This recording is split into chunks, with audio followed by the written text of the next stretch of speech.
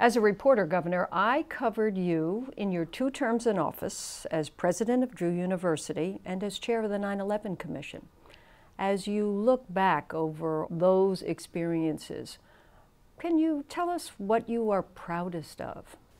I'll give you a different kind of an answer.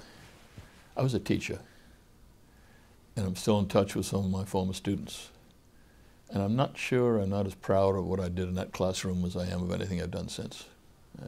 Because kids come back to you and tell you things you don't even remember, but how you made a difference. And so, you know, I'm proud of the governorship stuff and 9/11 and all of that, but I think I was pretty good in the classroom, and I think I influenced some kids, and that's something I'm pretty proud of. Well, the Kean family is surely steeped in politics in New Jersey. The first governor of New Jersey, a distant relative of the family, and of course your father and his service to New Jersey. Was it always thought, Governor, that you would run for office?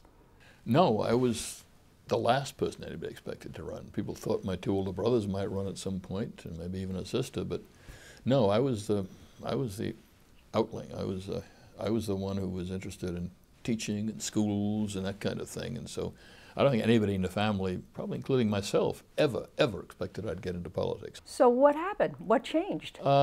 It was what my old friend Yogi Berra called it, just happened serendipitous-like. Which Yogi said to me once. A yogiism. Yeah, a yogiism. One of my professors in graduate school said the most interesting thing he'd ever done is volunteering for a candidate who was running for president who didn't have a chance.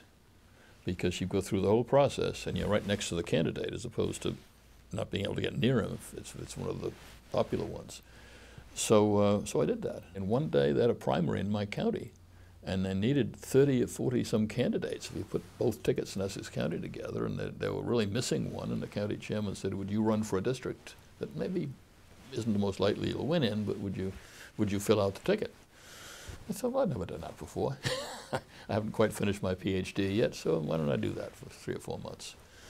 Well, it turned out to be one of those years when your party sweeps, and so even the districts we included Irvington, part of Newark, I won, and got into the legislature. And then they couldn't agree with on a leader for the delegation, so the largest delegation legislature, so the 2 factions went like this, and I was the only one they all liked. When you think back to what caught on during the Kean years, New Jersey and you, perfect together. Governor, that's still remembered today. I know you've said even on this program and previous interviews that people still walk up to you today and remember that slogan all these years later.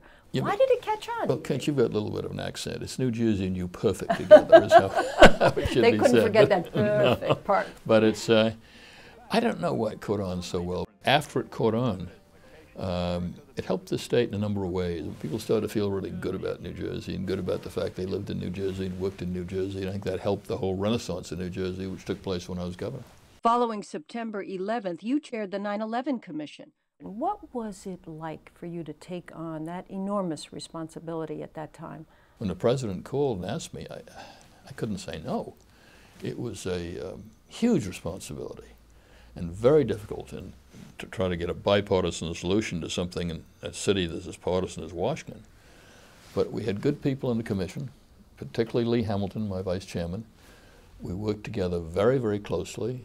It took a lot of time, but we really were able to put together a bipartisan solution, a report that still is widely accepted.